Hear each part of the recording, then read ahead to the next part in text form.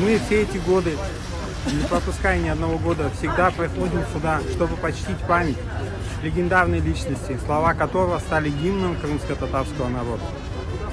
Он в 33 года для своего народа, как ярко горящий факел, смог сделать все в те бурные, очень сложные годы, не пощадя ни своей жизни, ни своего здоровья. Вечная память людям. Он не погиб. Он у Всевышнего Аллаха. А наш долг и помнить, чтить и брать пример с таких личностей, и правильно воспитывать своих детей.